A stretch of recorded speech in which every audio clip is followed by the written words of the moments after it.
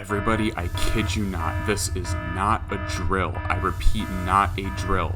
TanaCon 2 is confirmed. Now this, I will admit, was a little unexpected, but Swell Entertainment just yesterday uploaded a video about her experience on the Dr. Phil show. Now, before I continue and get into the meat and potatoes of this whole video, if you haven't watched my previous video on Michael Weist and his appearance on the Dr. Phil show, then I'm going to encourage you to go over there first so you have a little more context, so the video that I'm talking about right now makes more sense. The rest of you, if you're still here, I'm just assuming that you already know about the situation, so let's get right into it. Amanda stated in her video that apparently this whole segment with Dr. Phil was filmed way back in October of 2020, so this is like technically old news, even though the clip from the Dr. Phil YouTube channel aired just last week. So that was a little interesting to find out. I did not know that. And she did say that the producers, for whatever reason, kind of pushed back the date a lot. And I think it was maybe to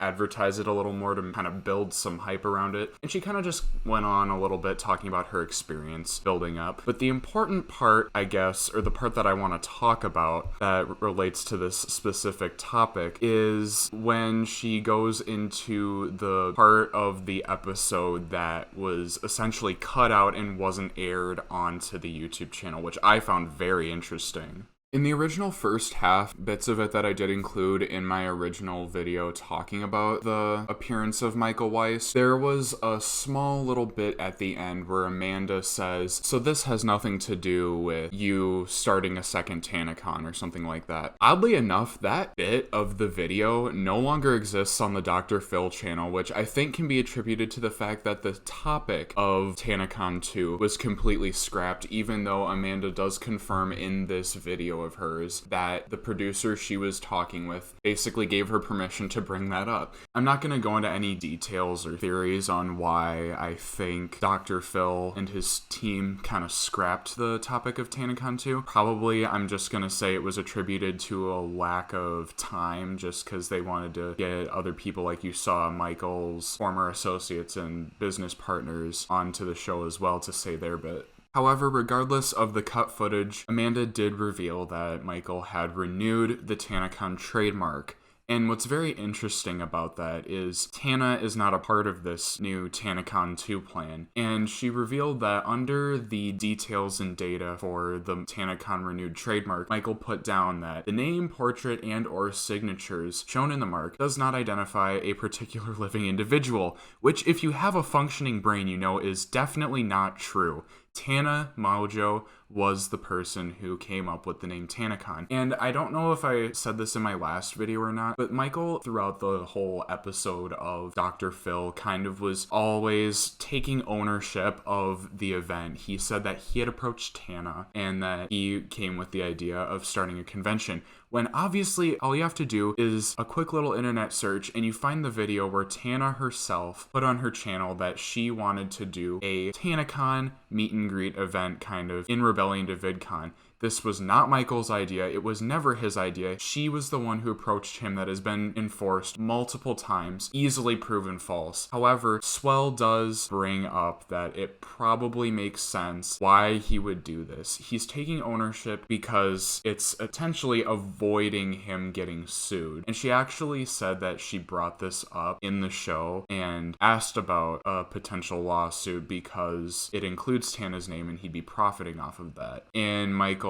according to her, just immediately got defensive, basically what he was doing every time he was faced with a hard question in the original Dr. Phil clips. While I thought that Michael was basically bringing up the past and talking about TanaCon with Dr. Phil and everything, I attributed it to him just being extremely unable to take accountability and trying to some way make himself a victim again. But Swell did bring up that her theory is that he's just wanting to get his name back out there. He apparently has a book that's coming out. He also has a bunch of other businesses and stuff, but also more notably bringing attention to TanaCon 2. And I don't necessarily have a problem with Michael making plans to kind of have a redeem arc by having another VidCon type event where there's better planning and stuff that goes into it. What I think is fucked up is that he's using Tana's name and essentially her idea and profiting off of it. And the fact that he put in the details of the TanaCon trademark that it's not named after a living individual, that's just really fucked up. And it really just goes to show how he doesn't really have any consideration or regard for other people. And I don't want to be a pessimist, but it doesn't seem like whatever this TanaCon 2 event is going to be, I don't think it's going to be better than the first one. I think it might be the same, if not worse, just considering how Michael's pattern of behavior in scamming people and mainly just looking out for himself. I think the perfect example from the episode that I'm going to look back on when he looked out for himself is when he pocketed that $35,000 that he owed Jackson and his fans and basically ghosted him until Jackson found out that he was bankrupt.